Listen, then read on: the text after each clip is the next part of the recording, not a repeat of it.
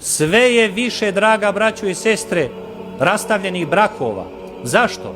Zato što oni nekako, ako su se uskladili po nekoj inerciji nekih običaja da eto tako došlo je vrijeme da se ožene i da se udaju, nemaju odgovornost prema jednom. Nemaju prvo odgovornost. Ja im uvijek na vjenčanjima ponavljam 3 stvari kojih da se drže. Prva je da budu na prvom mjestu muž i žena. Da budu odgovorni prema toj ulozi koju im je Bog dao. Da budu na prvom mjestu muž i žena. Dakle, to je ispred očinstva i majčinstva. To da znate. Iznad je supružništvo. Znači, to je na prvom mjestu. A šta se dešava? Oni odmah u startu taj blagoslov kvare. Imamo slučaje gdje žive odvojeno zbog karijera, zbog poslova. Znači, narušavaju bračnu zajednicu zbog biznisa, zbog ne znam nija čega. Gdje je bitnija majka njena ili njegova majka ili ne znam neki drugi likovi u životu, bitniji su od njih dvoje.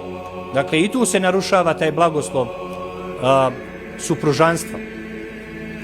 Narušavaju svoj lik, bogolik, tako što su neodgovori prema svojoj duši. Njihovi supružanski odnosi su grešni odnosi i nisu zbog rađanja djece, nego zbog uživanja. I zato sve danas više imamo slučajeva, ne sve više, to je toliko masovno da to kažu da čak svaki drugi brak ima problema sa dobijanjem potomstva.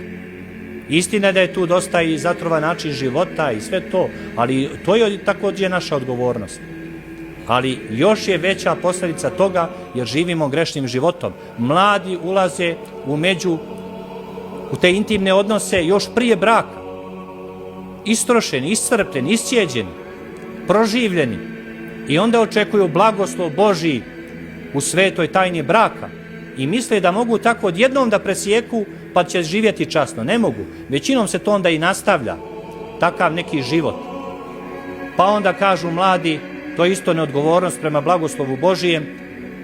Kaže, čekat ćemo malo s djecom, dok mi malo, kaže, proživimo, dok odemo na more. Zamislite koja glupost. Dok mi malo prođemo, dok mi malo uživamo, ima vremena za djecu.